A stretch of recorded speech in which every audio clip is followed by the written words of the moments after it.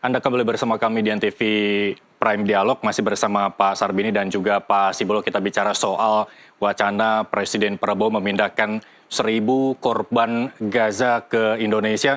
Pak Sarbini, kemudian kalau memang Pak Presiden ini benar-benar melakukan rencananya, siapa 1.000 orang ini? Kita perlu merinci bahwa laki-lakinya berapa, perempuannya berapa, anak-anak, dewasa. Karena ini berkaitan dengan pemenuhan kebutuhan yang memang berbeda, Pak Sarbini.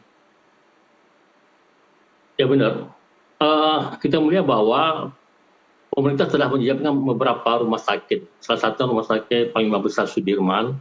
Yang pastinya orang-orang yang akan di-refer atau dievakuasi ke Indonesia itu adalah tergantung dengan kategori yang lukanya, sakitnya, derajat lukanya dan sebagainya. Tapi bukan harus dibatasi, saya pikir nggak dibatasi dengan jenis kelaminnya ya atau usianya. Tapi memang yang urgen sebanyak 1.000 orang.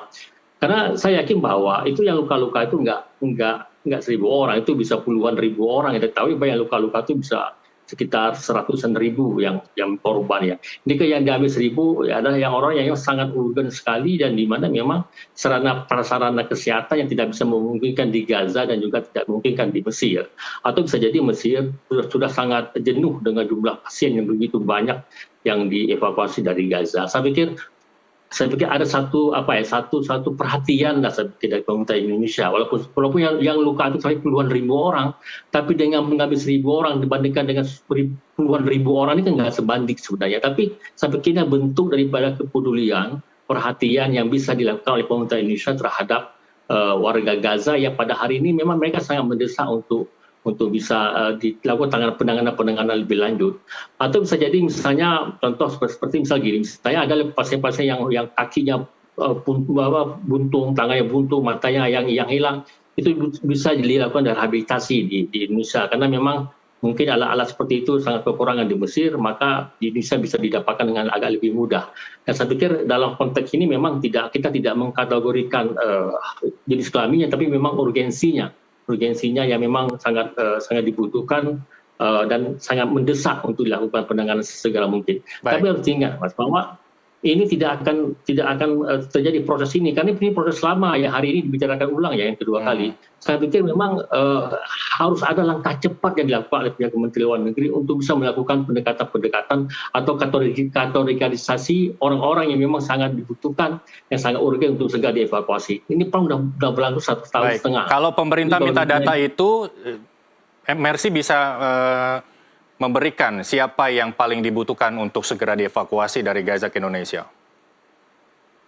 Tapi saya begini, Mas, ini nggak dari Gazanya ya, karena nanti pemerintah Indonesia akan bernegosiasi dengan pihak yang terdekat, biasa dengan pihak Yordan atau pihak Mesir. Jadi ada pasien-pasien yang memang dari Gaza itu dievakuasi ke Mesir atau sebagai dievakuasi ke Yordan, dan di sinilah mungkin ada kategorisasi ataupun pengelompokan orang yang memang dibicarakan dengan pihak rumah sakit atau Kementerian Kesehatan negara tersebut.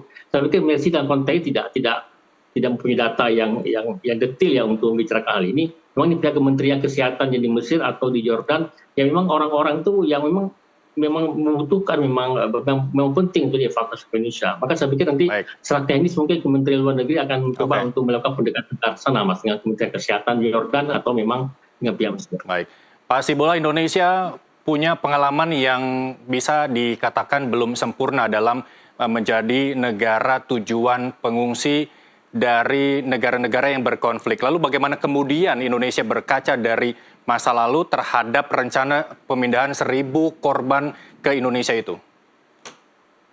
Ya, saya rasa memang harus ada gagasan yang utuh, yang holistik dan menyeluruh. Dari aksi yang mau kita lakukan, katakanlah mau mengambil 1.000 dari warga Gaza yang menjadi korban. Yang saya bilang tadi bahwa gagasan ini tidak sendiri, ini berkaitan dengan hal-hal lain yang mungkin justru sengaja didorong oleh Israel dan juga oleh Amerika untuk mewujudkan apa yang mereka sebut sebagai upaya usir paksa warga Gaza.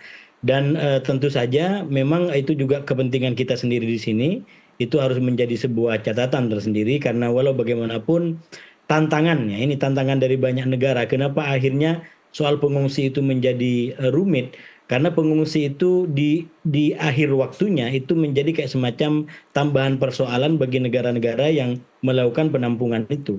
Katakan warga Palestina yang ada di Libanon bertahun-tahun itu juga menjadi dalam tanda kutip persoalan karena orang hidup kan ya memang ada soal dalam kehidupan itu akan selalu ikut serta persoalannya gitu. Nah oleh karena itu memang harus ada holistik dan menyeluruh. Walaupun pada waktu bersamaan kebutuhan yang disampaikan Pak Sarbini tadi untuk segera menalangi mereka, menolong mereka yang membutuhkan, mereka yang terluka, mereka yang sakit itu harus juga dikedepankan. Tapi sekali lagi ini memang butuh kecepatan ya untuk di satu sisi kita cepat dan tanggap untuk mengambil tindakan-tindakan yang dibutuhkan, tapi pada waktu yang bersamaan kita juga bisa melakukan proteksi terhadap hal-hal yang bisa menjadi problem di kemudian hari.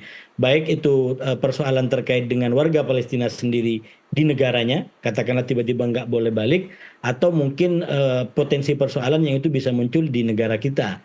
Soal bagaimana katakanlah berdampingan dengan masyarakat yang juga kita bukan tidak memiliki masalah. Ya. Sebagai sebuah negara kita juga masih banyak masalah dan sekali lagi itu menjadi sebuah catatan yang harus dibaca, diperhatikan pada waktu yang bersamaan oleh Bapak Presiden beserta segenap para menteri terkait dengan ini. Baik, waktu kita terbatas, tapi saya mau ke Pak Hasibullah terkait dengan bagaimana optimis Anda terkait catatan-catatan yang Anda berikan rencana bahwa 1.000 warga Gaza akan dipindahkan ke Indonesia, di samping banyak juga warga Indonesia yang masih perlu perhatian lebih pemerintah. Saya yakin kalau saya atau Pak Sarbini, Mas?